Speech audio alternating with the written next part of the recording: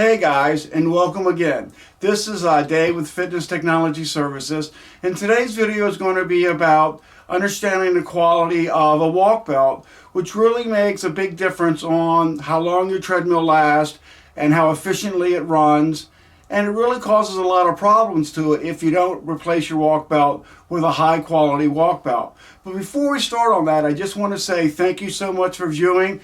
Don't forget to subscribe, and I want to say Merry Christmas and Happy New Year to everybody, and I hope everybody's having a healthy and safe holiday.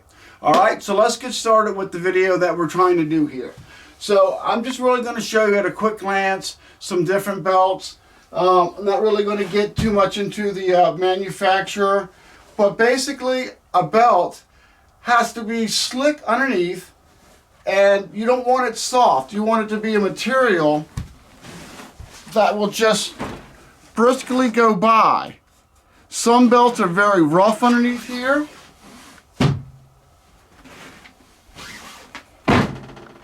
Some belts are very soft. So the softer the underneath, the more difficult it will be for the machine to push you by on it, and over the years it will just make it wear out more.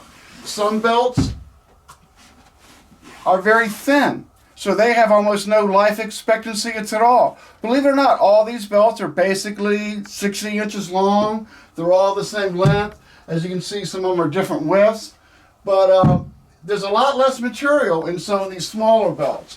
Then you will come over here and you'll see like a commercial belt, and it's very rough on the inside. And these commercial belts last a long time. It's also kind of a soft rubber. So this is kind of true with every manufacturer. These are all just the manufacturers that I deal with. You've seen them on a lot of my other videos. I'm not really going to say who's who, because everybody makes an entry-level belt and a premium level belt. It all depends on what treadmill package that they're getting ready to put it on. So the next part of this video is really going to be how to test your walking belt to make sure that it's not worn down and it's not making your machine work too hard. You want it to work efficiently rather than draw too much amperage and make it work really hard. And a lot of times I get the complaint is they've already blown their motor controller, so customers know they need a motor controller, but why did their motor controller go? And 90% of that really is the walking belt. So I'm just going to walk over here to this one right here, I guess crawl actually, and I'm going to push. And I'm going to push at different angles on the belt. So this is a little more difficult to push on the outside. So this belt's a little more worn out here. It's pretty good in the center, which is where it's normally worn.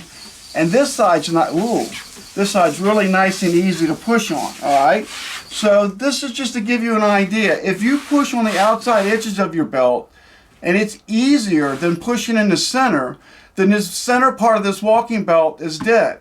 So now walk over here. I am actually going to walk this time, so you guys will just follow me over here. And so this particular belt I know is worn. It's been in a lot of my other videos. You'll see that in those. And I'm going to add those links to it. I have a bunch of different ways of testing your walk belt. I have it with the amperage, with it actually running still. But if you can, you want to catch this before your motor controller blows out, because it's a lot better to change your walking belt than just an additional cost after you change the motor controller. So on this one, very easy to push on the side, or at least reasonable, let's say. Then when you go to the center, it's just like, so it's worn. The center of this walk belt is worn. And over here, pretty easy also. So that's a big difference. Alright, so what you want to do is you want to make sure you replace this with a walk belt that's really smooth. So I'm getting ready to start to carry a different line of walk belts, and I'm also going to use this video to kind of see how they are. So I'm going to just test, I'm going to change the walk belt, then I'm going to do the exact same test again, and we'll see. Alright, so that's really it for this one. I'll see you on the other side of this video. This is not a how-to change your walk belt. I have a lot of those on my fitness repair channel. Please subscribe, and I'll see you on the flip side. Thanks a lot. Hey guys, welcome back. This is our walk belt test. We're just trying out different walk belts on the unit I'm working on. We're learning a little bit about walk belts, how the underside of them really is, the condition of whether or not the treadmill lasts for a long time, blows a motor controller, or just stays running forever. So I just changed this. This is a brand new system. I haven't worked with this yet. But the one thing I did notice right off the bat is on the older belts, and this is really what I'm used to with all the different manufacturers that I normally deal with, they have a very wide tooth pattern, let's say, like an inlay where it lays over on each other, and there's a lot of chance for this to split and break up. You can even feel where it's kind of roughed up a little bit. Now, of course, this is an older belt, so but the pattern's the same even on the newer ones. I did notice that on these new, I don't want to call them generic because they really seem like a nice belt. On this different selection of belts that I'm looking at, the pattern weave is much smaller. So it's a lot less chance of this splitting as time goes on. So right off the bat, before I even test a belt, that's a really good sign. I'm not used to seeing that. It feels flexible, which that's a really good sign. When they're stiff, they make noises as they run across the front roller guides. There's a set of belt guides right past the front roller. And a lot of times when belts are stiff, when they hit that, it just kind of makes a rubbing noise. So we're going to see about that too, all right?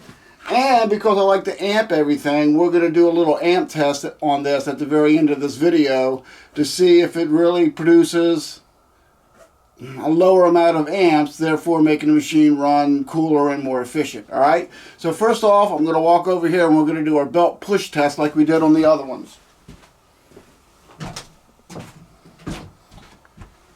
All right, so as we did before, when you push it on different parts of the belt, it can either be just the same all the way across, it can be difficult all the way across, but more than likely it has dead spots in it. It's harder and easier in certain spots, and it's usually more difficult in the center because the center of the belt's where you walk, and that's worn down the most, all right?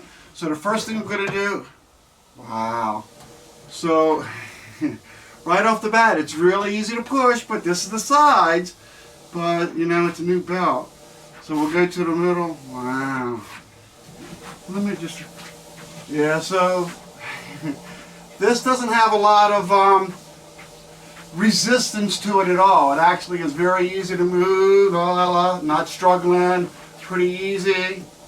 Alright, so it passes the push test, really. That's all you can really expect out of it. So I'm going to go ahead and turn it on. So I don't know if you can get close enough to see the amp meter, if you need to get closer up. Alright, go ahead. Good time to do that now. You'll see in some of my other videos, and I'll put a link to that. This is a little meter that I started selling a couple months ago, basically to see how well the belt, deck, and controller are doing. So I'm going to switch this thing over to amperage.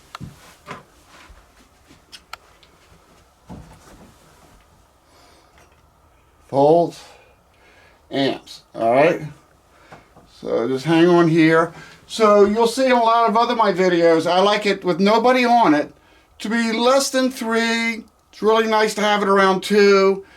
And then around double that when somebody walks on it weighing 190 to 200 pounds.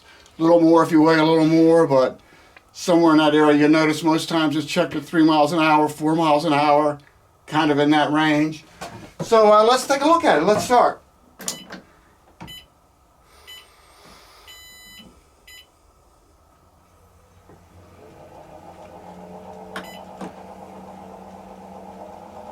Don't count it yet, too low. Wait till it all the way speeds up.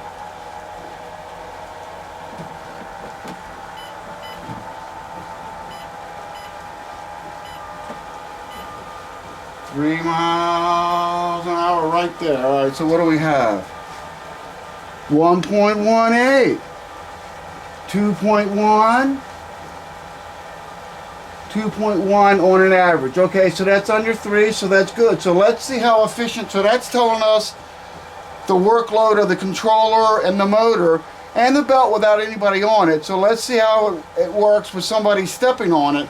I like my next number to be between 4 and 6 when my son gets on him, it's okay if he pulls 7 or 8, but he's a little heavier than me. So I'm gonna walk on it, and I won't be able to see it, so you'll have to let me know what it pulls, okay? So I'm walking on the outside edges to test it at first. All right, what do you got? 2.8. Oh, wow, hardly even a difference, really? All right, I'm gonna walk in the middle. All right, what do you got? 3.0. Really? 3.1. There's no way, really? 3.1. 3.0. How about if I try and mess it up a little bit, put a little extra weight down on it like I'm heavier? 3.4, 3.7, 3.8. Wow. All right, guys, so, wow.